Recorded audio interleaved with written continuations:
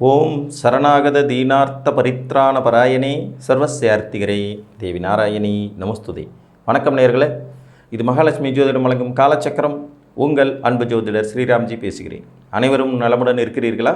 நன்றாகத்தான் இருப்பீர்கள், நன்றாக இருக்க வேண்டும்.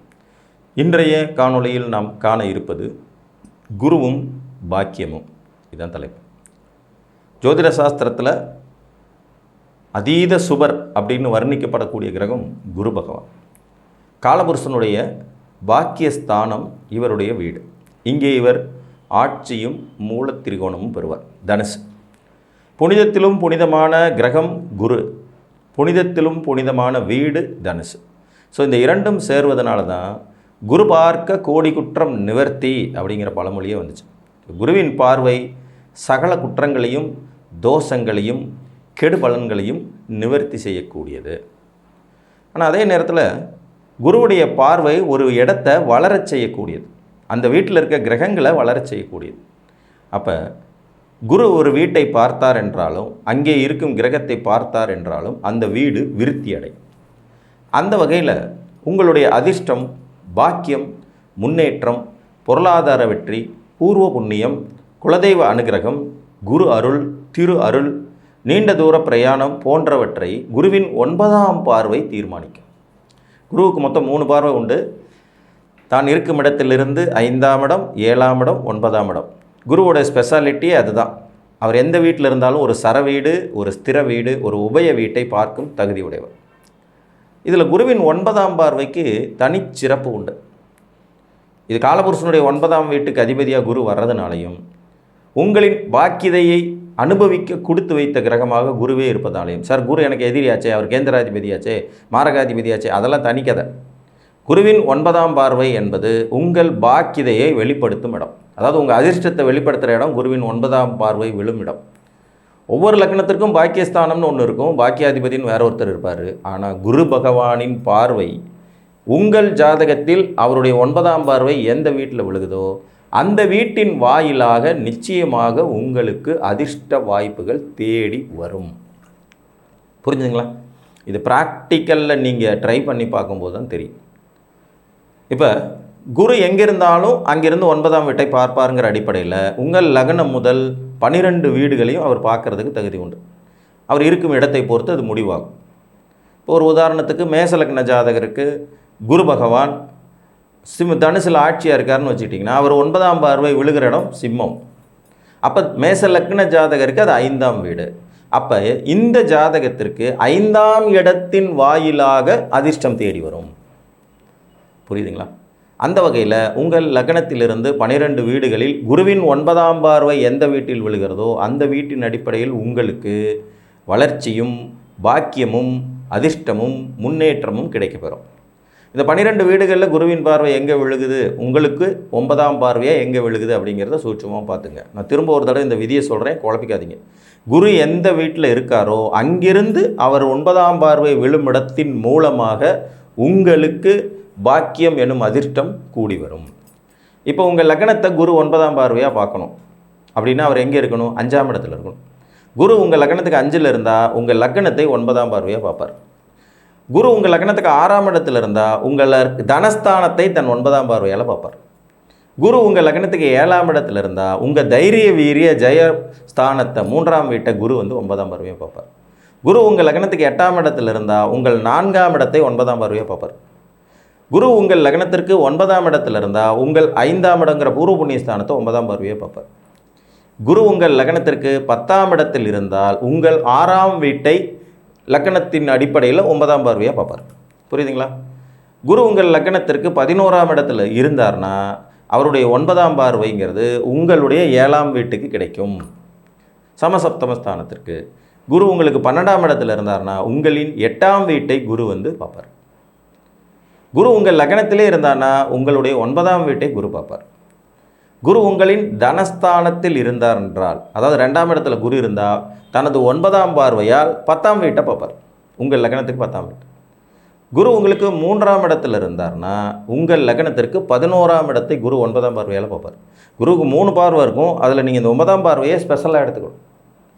குரு உங்கள் லக்னத்திற்கு 4ஆம் இடத்தில் இருந்தார்னா உங்களுடைய வீட்டில் லக்னத்தின் 12ஆம் வீட்டை 9ஆம் பார்வையாக பார்ப்பார். புரிஞ்சிருச்சுங்களா? அப்போ தான் இருக்கும் இடத்திலிருந்து 9ஆம் வீட்டை புனிதப்படுத்தி அதன் மூலம் அந்த ஜாதகரின் பாக்கியதையை, வளர்ச்சியை, முன்னேற்றத்தை, அதிர்ஷ்ட வாய்ப்புகளை உருவாக்கி தரக்கூடிய கிரகம் குரு. ஸோ இப்போ உங்கள் லக்னத்தை குரு 9ஆம் பார்வையாக பார்க்குறார் அப்படின்னா நீங்களே ஒரு அதிர்ஷ்டசாலி தான். பிறப்பாலே உங்கள் எண்ணம், செயல், சிந்தனை எல்லாமே உங்களுக்கு ஏதாவது ஒரு வகையில் உங்கள் பாக்கியதையை அனுபவிக்க தூண்டி விட்டுக்கிட்டே இருக்கும்.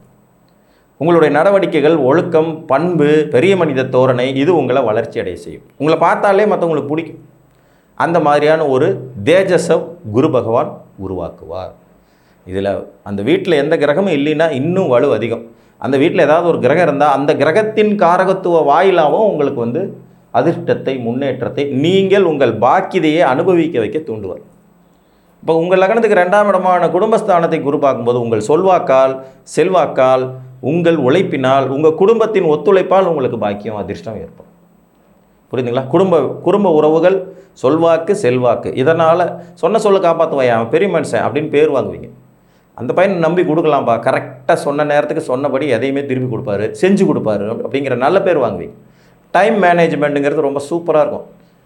2ஆம் இடத்தை குரு 9ஆம் பார்வையாக பார்த்தாருன்னா அவரை மாதிரி டைம் மேனேஜ்மெண்ட் பண்ணுற ஆளுங்க இருக்கவே முடியாது.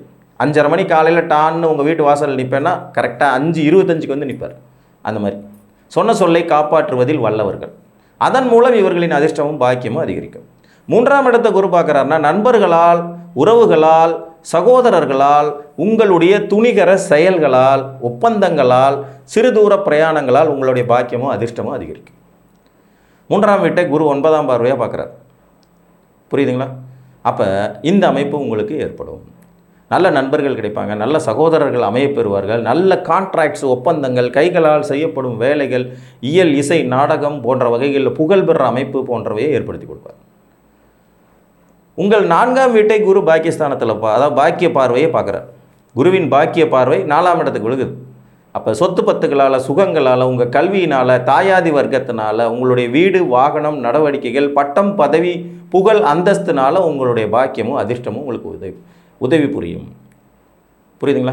இப்போ 8ஆம் இடத்துல குரு இருக்கார். நீங்கள் பிறந்த லக்னத்துக்கு 8ஆம் இடத்துல குரு இருக்காருன்னா அவருடைய பாக்கிய பார்வை உங்கள் 4ஆம் வீட்டுக்கு கொடுக்கும். நல்லா படிக்கிறது, பட்டங்கள், பதவிகள், சொத்துக்கள், ரகசிய வழியில் சொத்து சேர்க்கிறது, வெளிநாட்டு வாழ்க்கை, அதனால் ஆதாயம் போன்றவற்றை கொடுத்துருவார். உங்களுடைய பூர்வ புண்ணியஸ்தானம்ங்கிற 5ஆம் வீட்டை குரு பார்க்குறது இருக்கிறதுலே சிறப்பிலும் சிறப்பு. குழந்தைகளால் அதிர்ஷ்டம், குழந்தைகளால் ஆதாயம், குலதெய்வத்தினால் அதிர்ஷ்டம், காதல் திருமணத்தில் வெற்றி, அதன் மூலம் பொருளாதார முன்னேற்றம், பங்குச்சந்தையில் ஆதாயம், ஸ்பெகுலேஷனில் ஆதாயம்னு நிறைய வழிகளில் உங்களுக்கு ஆதாயத்தை கொடுப்பார். கௌரவமும் புகழும் அந்தஸ்தும் தேடி வரும். குலதெய்வத்துடைய அனுகிரகம் எப்போவுமே இருக்கும். இஷ்ட தெய்வம் குலதெய்வத்தினுடைய அனுகிரகத்தினால உங்கள் பாக்கியதை கூடும். உங்கள் 6ஆம் இடத்த குரு 9ஆம் பார்வையாக பார்த்துறார். 10ல் குரு இருந்தால் 9ஆம் பார்வை 6ஆம் இடத்துக்கு கூடும். உழைப்பினால் ஆதாயம், உத்தியோகத்தினால் ஆதாயம், எதிரினால் ஆதாயம், கடனினால் ஆதாயம், கடன் சார்ந்த தொழில்களால் ஆதாயம், மற்றவர்களின் கடனும் பிரச்சனையும் உங்களுக்கு வாழ்க்கையில் வருமானத்தை தரக்கூடியதாக. இப்போ டாக்டர், வக்கீல், ஆடிட்டர், ஜோதிடர் இவங்கெல்லாம் மற்றவங்க பிரச்சனையை தீர்த்து வைக்கிறதுக்கான பிஸ்னஸ் பண்ணிட்டு இருப்பாங்க இல்லையா? அந்த மாதிரியான அமைப்புகளில் உங்களுக்கு ஆதாயம். எதிரினாலேயே ஆதாயம் அடைகிறதுங்கிறதே நிறைய விஷயம்தான். அதே நேரத்தில் நோய் போன்ற விஷயங்களில் நீங்கள் கவனமாக இருக்க வேண்டும். ஏன்னா 6ஆம் இடத்தை குரு பார்த்தா அந்த இடத்த வளர்த்து விடுவார். 7ஆம் இடத்தை குரு பார்க்கிறார் உங்களுக்கு பாக்கிய பார்வையாக. 7ஆம் இடத்தில் உங்களுடைய குருவின் பாக்கிய பார்வை கிடைக்கிறது. திருமணத்தினால் ஆதாயம், திருமணத்துக்கு பிறகு ஆதாயம், கூட்டுத் தொழிலில் ஆதாயம், கூட்டாளிகளால் வளர்ச்சி, சமுதாயத்துக்கு பிரயோஜனப்படுற மாதிரியான விஷயங்களின் மூலமாக நீங்கள் வாழ்வியலில் வெற்றி பெறும் சூட்சுமத்தை கொடுப்பார். 8ஆம் இடத்தை பாக்கிய பார்வையாக குரு பார்க்கிறார். வெளிநாட்டு பிரயாணத்தினால் ஆதாயம், திடீர் அதிர்ஷ்டம், லாட்ரி சீட்டு, பண வரவு, பங்குச்சந்தை ஆதாயம், நீண்ட தூர பிரயாணத்தில் ஆதாயம், வாழ்க்கை துணையின் மூலமாக ஆதாயம், ஸ்ட்ரேஞ்சர்ஸ் திங்ஸ்னு திடீர்னு தோன்றக்கூடிய அதிர்ஷ்ட வாய்ப்புகள்னால ஆதாயம் கிடைக்கக்கூடிய வாய்ப்பு இருக்கும். 8ஆம் இடத்தை குரு பார்த்தா உயில் மூலமாக, சொத்துக்கள் மூலமாக ஆதாயம் கிடைக்கும். திடீர்னு தூரத்து சொந்தம் யாராவது சொத்தை எழுதி வச்சுட்டு போயிடுவாங்க. அவங்க இறந்த பிறகு தான் நமக்கு தகவலே கிடைக்கும். டச்சிலே இல்லாமல் இருப்போம் 10 வருஷம் 5 வருஷம். திடீர்னு பார்த்தா உயில் மூலமாக, லெட்டர் மூலமாக, மெயில் மூலமாக உங்களுக்கு அந்த அமைப்புகள் கிடைக்கப்பெறும். பாக்கியஸ்தானத்தையே குரு பகவான் பாக்கியமாக பார்க்குறார். இப்போ லக்னத்தில் குரு இருந்தார்னா 9ஆம் இடத்தை 9ஆம் பார்வையாக பார்ப்பார். தகப்பனாதி வர்க்கத்தினால் ஆதாயம், நல்ல குருமார்கள் அமைய பெறுவது, உயர் படிப்பு, வெளிநாட்டு வாழ்க்கை, நீண்ட தூர பிரயாணம், அதிர்ஷ்ட வாய்ப்புகள், குலதெய்வத்தினுடைய அனுகிரகம், நல்ல குருமார்கள், அதனால் கிடைக்கக்கூடிய ஆதாயங்கள் அதிகரிக்கும். 10ஆம் இடத்தை பாக்கிய பார்வை பார்க்குறார் குரு. தொழில்னால் விருத்தி, வெற்றி, முன்னேற்றம், பட்டம், பதவி, புகழ், அந்தஸ்து, அரசு வேலை, அதிகாரமிக்க பதவிகளில் உட்கார்றது, அதனால் ஆதாயம் கிட்டும் அமைப்பு இருக்கும். 11ஆம் இடத்தை குரு பாக்கியஸ்தானப்படி பார்க்குறார். உங்கள் அபிலாசைகள் பூர்த்தி செய்து வைக்கப்படும், அனைத்திலும் லாப மேன்மை இருக்கும், தங்கத்தினால் ஆதாயம், மூத்த சகோதரர்களால் ஆதாயம், உயர்ந்த லட்சியங்கள் மூலமாகவே வாழ்க்கையில் வெற்றி அடைகிறது. நான் பெரிய ஆள் ஆகியே தீரணுங்கிற எண்ணங்களையும் தைரியத்தையும் செயல்திறனையும் கொடுத்துருக்கூடிய அமைப்பு இது. நல்ல தொடர்புகள், அதன் மூலம் கிடைக்கும் ஆதாயம் போன்றவை கிடைக்கும். 12ஆம் இடத்தை உங்கள் குரு பாக்கிய பார்வை பார்க்குறார். இந்த குருவனுடைய பாக்கிய பார்வை விழுகிற இடம் மட்டும் கெட்டு போகாதுங்க. ஏதாவது ஒரு வகையில் உங்களுக்கு யோகத்தை கொடுத்துரும். 12ஆம் இடத்தை பார்க்கும்போது நீண்ட தூர பிரயாணம், சொத்துக்கள் மூலம் ஆதாயம், திடீர்னு வரக்கூடிய சுப விரய செலவுகள், அதனால் கிடைக்கக்கூடிய கௌரவம், புகழ், அந்தஸ்து, இடம் மாற்றம் செய்வது, சொத்து மாற்றம் செய்வது, ஊர் மாற்றம் செய்வது, அதன் மூலமாக ஆதாயம் கிடைக்கக்கூடிய வாய்ப்புகள், முன்னேற்றங்கள், வெளிநாட்டில் நிரந்தர குடியுரிமை வாங்கிறது, அதன் மூலம் கிடைக்கக்கூடிய ஆதாயம், முன்னேற்றம் போன்றவற்றை தருவது. ஸோ குரு பகவானின் 9ஆம் பார்வை என்பது நமது பாக்கியதையே அனுபவிக்க வைக்கிற ஒரு இடம். அப்போ அந்த பாக்கியதை அவருடைய 9ஆம் பார்வை விழும் இடத்தின் மூலமாக நிச்சயமாக ஒவ்வொரு தனி மனிதனும் அனுபவிப்பார்கள் என்று கூறி, உங்கள் ஜாதகத்தை அந்த மாதிரி செக் பண்ணி பாருங்கள். உங்களுக்கே அதற்கான காரணங்களும் காரியங்களும் புரியும். மீண்டும் ஒரு காணொலியில் உங்களை சந்திக்கும் வரை உங்களிடமிருந்து அன்புடன் விடைபெற்றுக் கொள்வது உங்கள் அன்பு ஜோதிடர் ஸ்ரீராம்ஜி. நன்றி, வணக்கம்.